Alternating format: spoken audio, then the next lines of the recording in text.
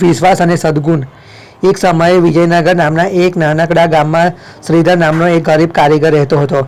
તે શ્રમજીવી અને સદગુણોવાળો હતો।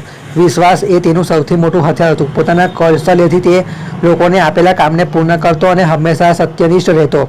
એક દિવસ ગામમાં એક ધનિક વેપારી આવ્યો। તેને એક સુંદર કોતરણી વાળી લાકડીની ખુરશી બનાવવી હતી અને કારીગરો તેની પાસે આવ્યા, પણ કોઈ તેની શરતો પ્રમાણે ખુરશી બનાવી શક્યું નહીં। પછી શ્રીધર પણ ત્યાં પહોંચ્યો। વેપારીએ તેને જોયો અને પ્રશ્ન કર્યો, તમે ખરેખર આ કામ શ્રદ્ધા વિશ્વાસથી કરી શકશો? શ્રીધરે સ્મિત સાથે જવાબ આપ્યો, વિશ્વાસ અને મહેનત એ જ મારા સદગુણો છે।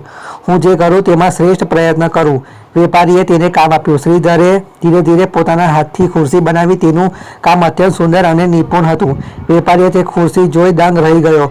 તે જાણતો હતો કે આ માણસમાં માત્ર કુશળતા જ નહીં, પણ સદવિશ્વાસ અને સદગુણોની મીઠી સુગંધ પણ હતી।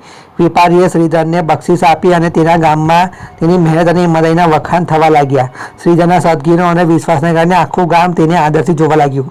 આ વાર્તાથી આપણે શીખી શકીએ છીએ કે વિશ્વાસ અને સદગુણો જીવનમાં સાચા સંબંધો અને સફળતાની ચાવી છે।